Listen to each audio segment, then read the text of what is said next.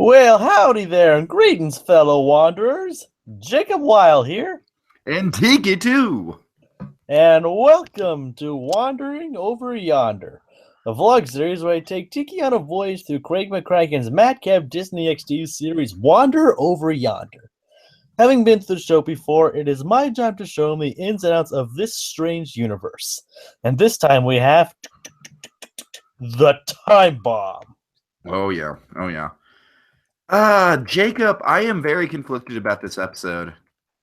Yeah, Uh on one hand, it's a really good kind of character development piece for Sylvia. It's arguably probably one of the most complex episodes we've seen for Sylvia. On the other hand, I just find a lot of it really repetitive. All right, well, let's see how do you say that? I just think the whole just the people harassing her and stuff, and then her getting worked up, and then Wander calming her down, and her getting worked up, and Wander calming her down. It's just, I don't know. To me, does that make any sense? I just didn't really get into it as much as I kind of wanted to. Well, I guess I can see where you're coming from there. Okay. Well, let's go through it. I mean, there is some really good stuff to it. I just think overall it's probably one of my least favorites out of the ones that we've covered so far. Okay. All right. So Wander is wanting to surprise Sylvia for her birthday, and he surprises her indeed, and he wants. Is it for her birthday? I just think it's just like a surprise. I don't think it's necessarily for her birthday. Okay, you could be right. I guess it's just a regular old surprise. No, you're right. You're right. I don't know where I got birthday from. Probably from Birthday Boy. Probably. You're right. You're right. Get out of my head, Lord Hater. All right. Well, anyways, regardless, it's a surprise, and Wander wants to give Sylvia something that's going to make one of her wildest dreams come true. You mean being buried in jellyfish pie and eating your way out? Sylvia and that jellyfish pie, man. Yep. They should market jellyfish pie. You know what else they should market? What? Thunder Blast! Yeah, the blast. But can it be as totally blorped as it is in the show? Perhaps. All right. But no. All right, so what's the problem with Wander's little scheme here?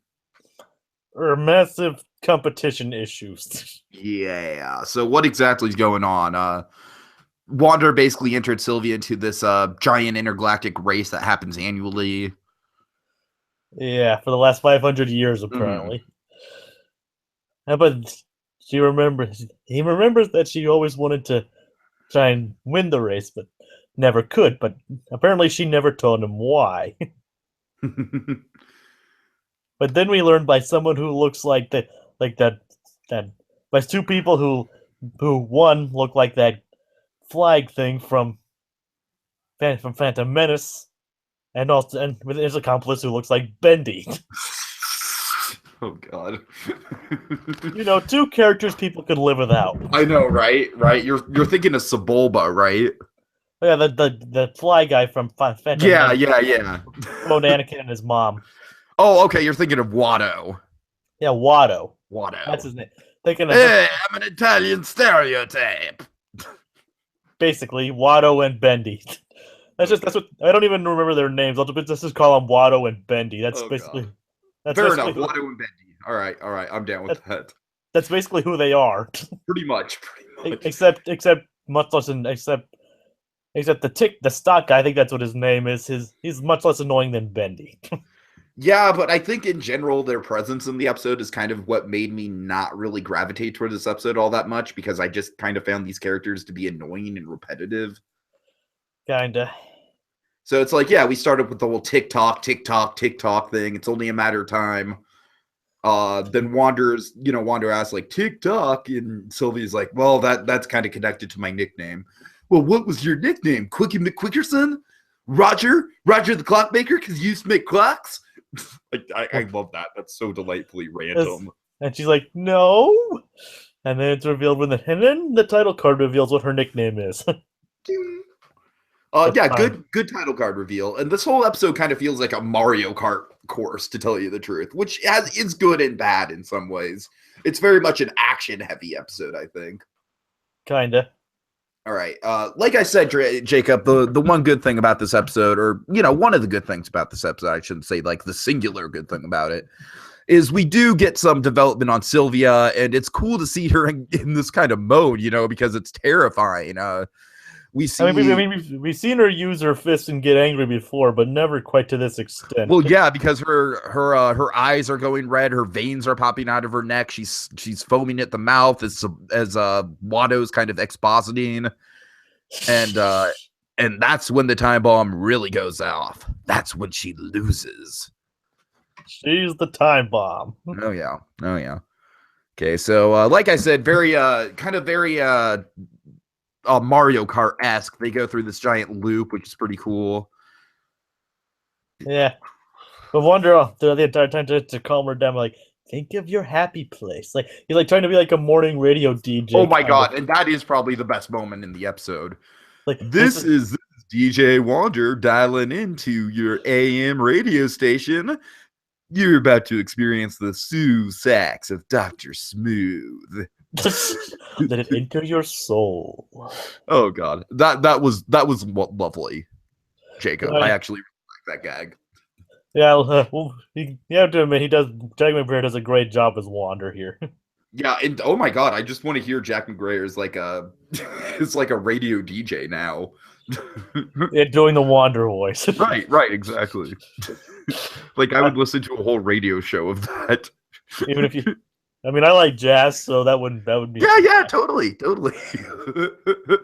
Okay, so it works briefly on Sylvia until a little old woman on a turtle cuts her off, and the turtle is very apologetic. She's like, "Oh, I'm sorry if I overstep my bounds.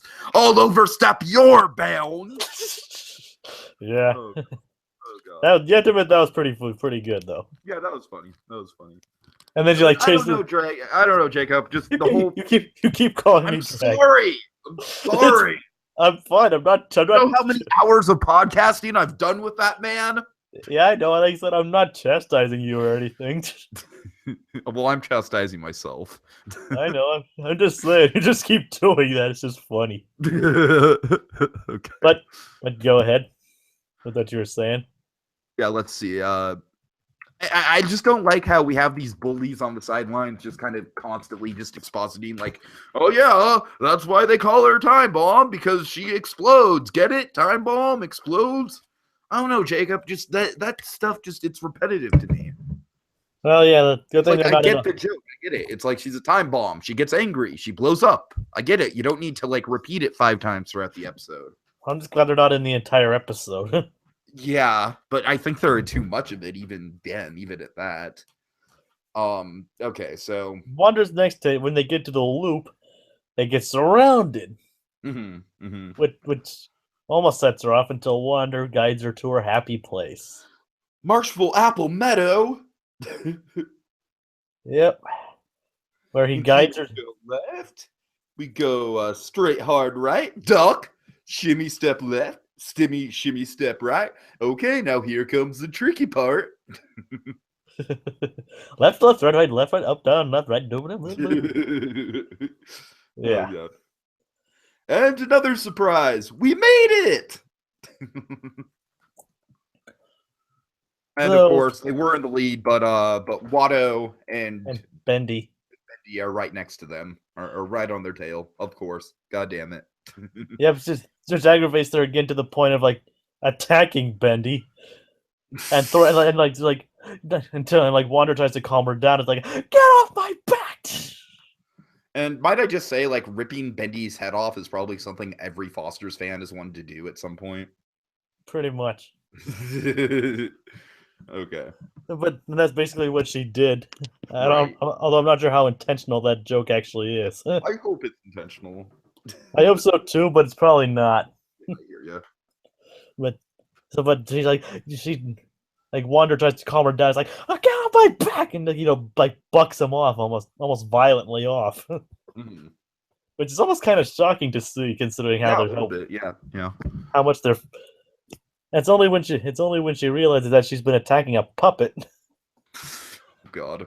When she realizes her mistake and what she's done to Wander. Who, of course, is quick to forgive her. Of course, of course. I mean, will you help? Like, sorry. I mean, and she goes to go through the whole spiel. That's like, yes, I know. Like, you have an issue. Yada yada yada. It's like, will you help me?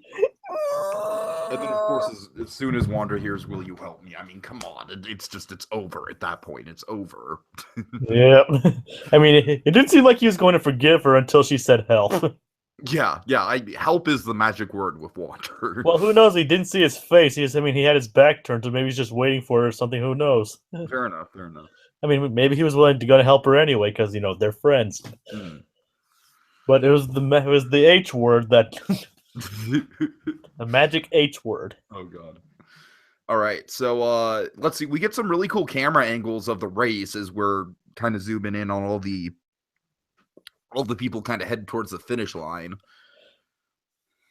So the next thing up is the speed boost. Yep. Where Bendy and Watto again, they catch up to them, but then they knock her out. She almost gets angry again until she looks at Wander and she calms herself down. Marshall apple. Yeah. And then we get a Take It Easy Sylvia song. Which is nice development on her part. She learned how to control her anger issues there. Mm-hmm. And then they reach their nose to nose, and then Wander and Sylvia lose. Yep, just by a nose, but still, it's a loss. Yep. But the real victory was that she beat herself at her anger. She didn't let the anger get the best of her. Yeah, which is a nice message. I will say it's a nice message. And then it turns out they lost her. It turns out the Watto character was using a fake proboscis, and which disqualified them, and they won anyway. And then, of course, Sylvia just starts bragging, just way too hard.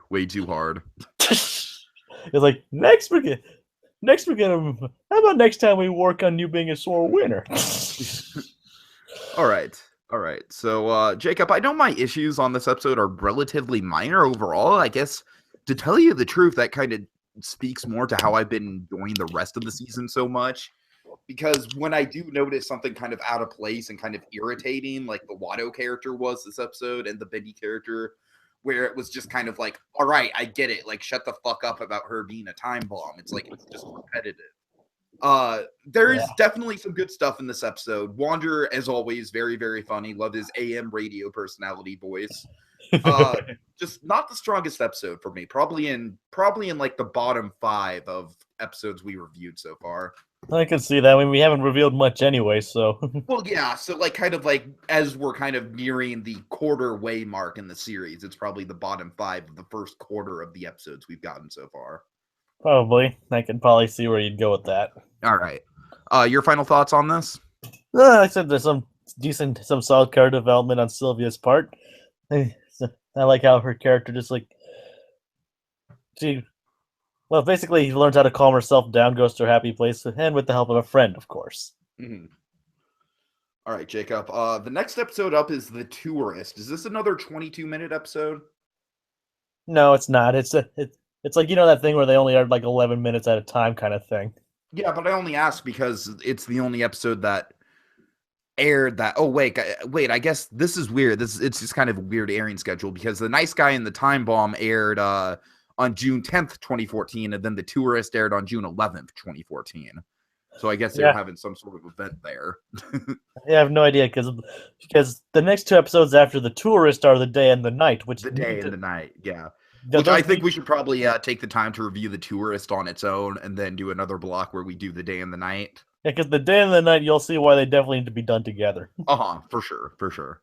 But in The Tourist, let's just say The Tourist actually shows Wander's competitive side when he meets a fellow traveler named Trudy Traveler, who has been all across the universe and all across different places that Wander wants to go to, but gets kind of jealous that she's seen more than he has.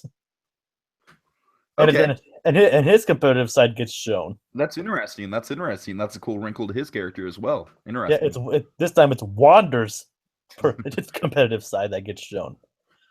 All right. Well, I am not sure actually when we're going to have the time to record that because I'm going to be pretty busy the next couple of days. But we'll get that out to you folks as soon as we can. And like I said, we're kind of basically just about to the quarter of the way through the series mark because season 1 is 39 episodes and we are on episode 19. So essentially we have about 20 more to go. So we're just about to cross the quarter mark of the halfway mark of the first season. All right, folks. Yeah. Well, Jacob, thanks for being here. Everyone else, thanks for watching. And till next time, later, haters. haters. Thunder Blast! Thunder Blast! Yeah.